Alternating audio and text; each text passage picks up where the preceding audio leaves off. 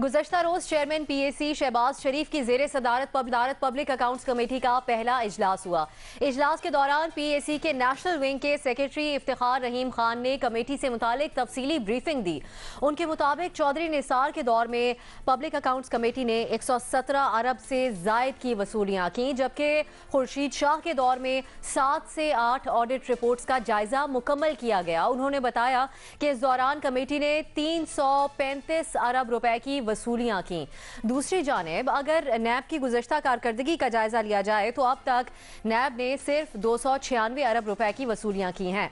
इस तमाम तर सूरत हाल के ऊपर हमारा अपने पैनल से सवाल कुछ इस तरह। नैब ने 19 बरस में 296 अरब रुपए की वसूलियां की। पब्लिक अकाउंट्स कमेटी ने 10 साल में 500 अरब से जायद रकम वसूल की। क्या पीएसी की कारकर्दगी नैब से बेहतर है?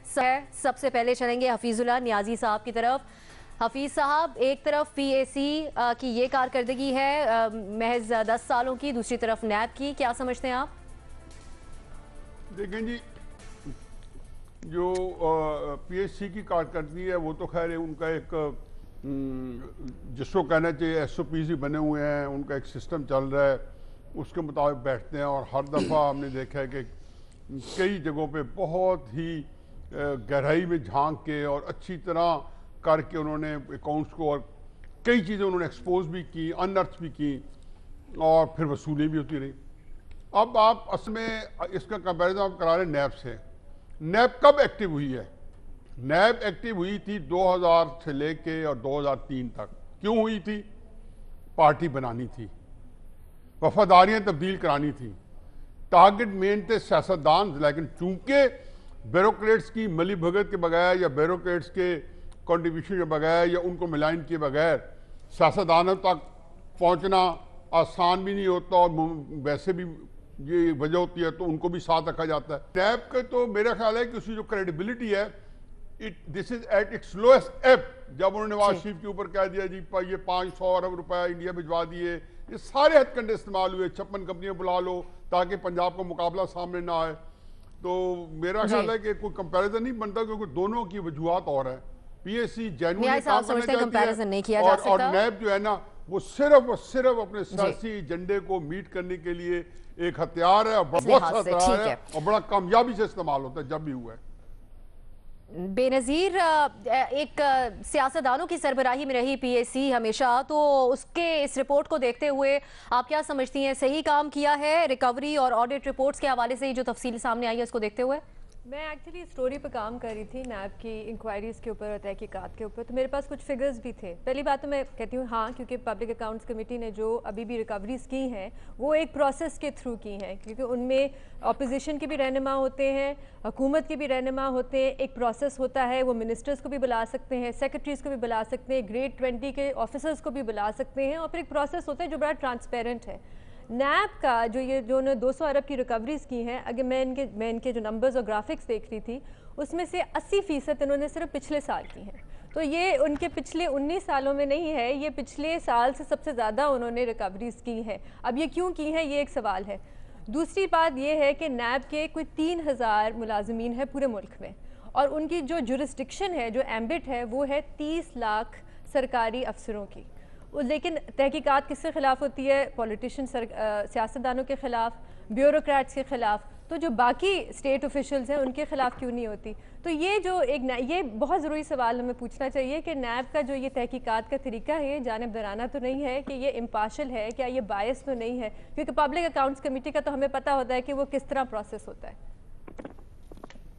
ठीक, इरशाद भट्टी साहब, जिस तरह बेनज़ीर गुफ्तगू कर रही है, ट्रांसपेरेंट प्रोसेस भी नज़र आता है इसके अंदर, तो उसमें कंपैरिजन किया जा सकता है कि नैब से बेहतर चल रही है, तो फिर कितनी मुस्बत बात है ये?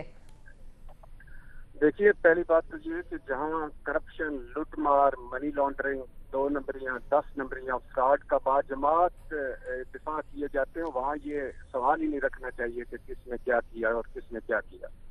ये बड़ी हिम्मत की बात है कि पीएसी ने या नैब ने अगर कुछ 4 आने निकलवा ली हैं इस माशरे में और इस मुल्क में और इस नाशुक्र माशरे में, तो ये बड़ी बात है। दूसरी बात यह है कि कौन को मुबारकबाद हो नैब के दूसरी बात ये है कि कौम को मुबारकबाद और नैब के मुल्ज़म शहबाज शरीफ साहब ने नैब से रिपोर्ट तलब कर ली है।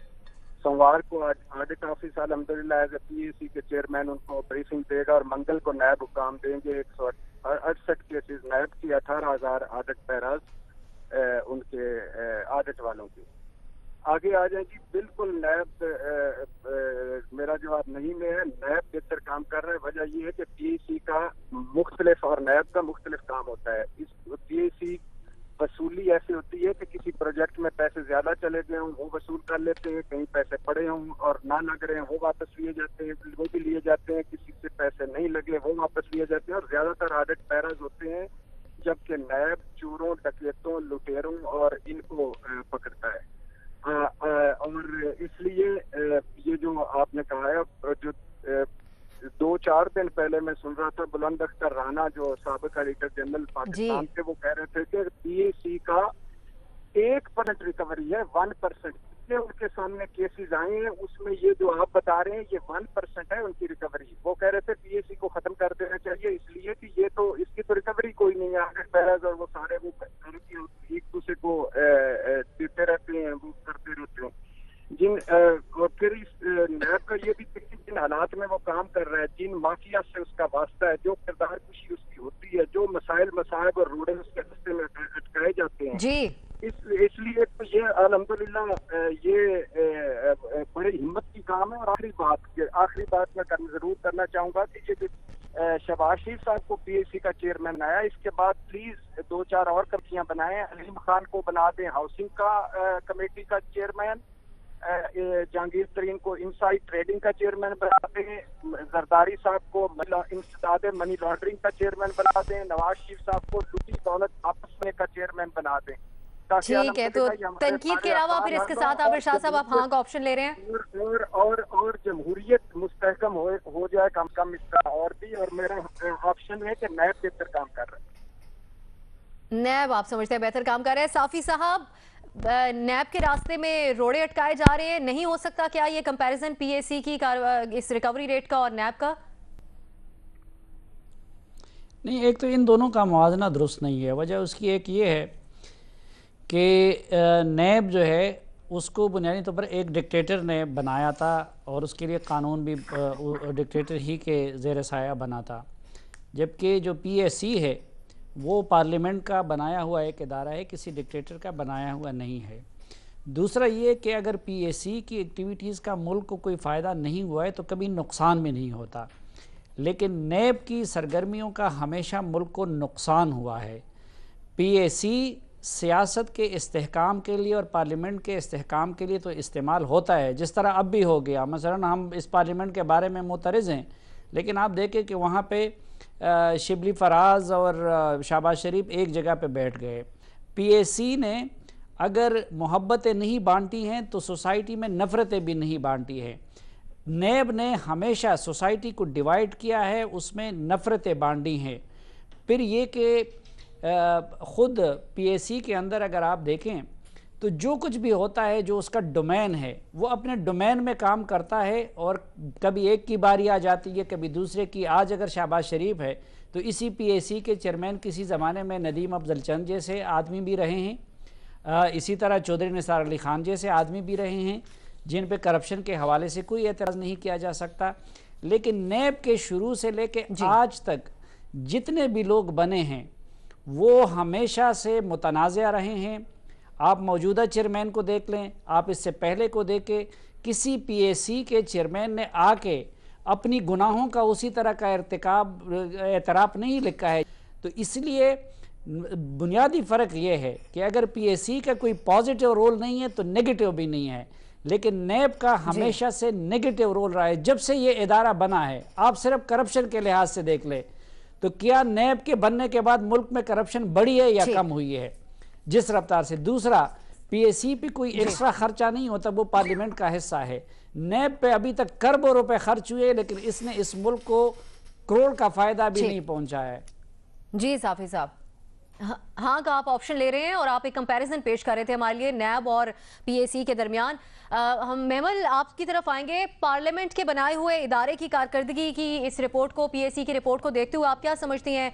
एक तो ये जो कहा जाता है कि सियासतदान नहीं कर सकते इस तरह की सूरत हाल के अंदर काम, और दूसरा ये कि प्रोसेस के तहत आप समझती हैं कि काम हो सकता है पीएसी की कारकर्दगी को देखते हुए?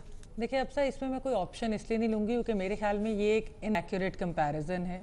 क्योंकि जिस तरह साफ़ी साहब ने भी एक्सप्लेन किया, भट्टी साहब, न्याजी साहब ने भी कहा, बेनज़ीर ने भी कहा, पैक का एक और काम है। और जो फिर जो नैब का इदारा है, नैब का इदारा खाली उसका ये फंक्शन नहीं है, उसका खाली ये फंक्शन नहीं है कि वो पैसे रिकवर करे, उसका एक फंक्शन प्रोसिक्यूशन भी। और केसेस कब खुलते हैं, किसके खिलाफ खुलते हैं, अभी भी आप देखेंगी कि अगर जो बातें चल रही हैं कि नून लीग के अंदर फॉरवर्ड ब्लॉक बनने की बातें जो चल रही हैं वो किस लिए हैं? क्योंकि नैब के केसेस का खतरा है, वो मंडला रहा है कुछ लोगों के ऊपर। तो ये जो चीज़ है, इसलिए हम एक पार्लियामेंट्री इदारा जो है यानी पैक जो है उसको हम पब्लिक अकाउंट्स कमेटी को नहीं नैब के साथ कर सकते कंपेयर, क्योंकि ये ज्यादती होगी। वो वाकई एक बड़ा अच्छा इदारा है, बड़ा फाल इदारा है, बहुत काम भी उसने किया है।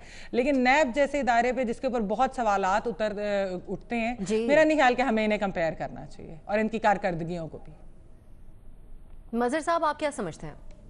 जी, मेरा ख्याल है जो बाकी दोस्त कह रहे हैं उनसे एग्री करता हूं मैं कि कंपैरिजन नहीं होता। दूसरी बात ये कि देखिए, मैं नहीं समझता कि शहबाज शरीफ साहब को मॉरली नैब और एफआईए के हिसाबात तलब करने चाहिए थे, इसलिए कि जब वो अपने ऊपर कायम मुकदमात से बाहर नहीं आते जो नैब के मुकदमात हैं, तो मॉरली मेरा ख्याल है। और फिर पहली ही मीटिंग में आपने, ऐसा लग रहा है कि बाकी सारे डिपार्टमेंट्स छोड़ के आपने पहली ही मीटिंग में नैब और एफआईए के हिसाबात, तो ये मेरी समझ में नहीं आया कि शहबाज शरीफ साहब ने। और मेरा नहीं ख्याल कि पहली मीटिंग में तो आपको फॉर्मली मीटिंग्स होती हैं, वो अपना एजेंडा सेट करती हैं, तो ये मुझे बिल्कुल भी वो नहीं हुआ कि उन्होंने क्यों। और इसके ज़ाहिर है जिस तरह भट्टी साहब भी कह रहे थे, ये इंप्रेशन सही नहीं जाता अगर आप अक्यूज़ड हैं और आप उसी इदारे को बुला के हिसाब ले रहे हैं। दूसरी बात, कंपैरिजन अगेन, जो 10 साल पिछले नैब के अगर आप उठा के देखें तो नैब को जो जिस तरीके का इदारा बनाया गया उस तरीके से नैब ने काम किया। अगर आप नैब को बिल्कुल एक खुद मुख्तार इदारा बनाते, आप उनको छोड़ते, तो नैब उसी तरीके से काम करता। नैब के क्रेडिट में जहाँ रिकवरी है वहाँ सियासी जमातें हैं और ग्रुप्स बनाना भी उनको सुपर्द कर दिया गया, किसी को उठाया। और ये भी खुद नैब ने नहीं किया। अगेन, जब हम नैब अक्यूज़ कर रहे हैं तो हम नैब को क्यों अक्यूज़ कर रहे हैं? कौन नैब के पे, माजी की बात कर रहा हूँ, कि कौन नैब को ये डायरेक्शंस देता था कि ये किए जाए? किसकी वजह से ये सारी बारगेन्स होती थी और ये सारी चीज़ें होती थी?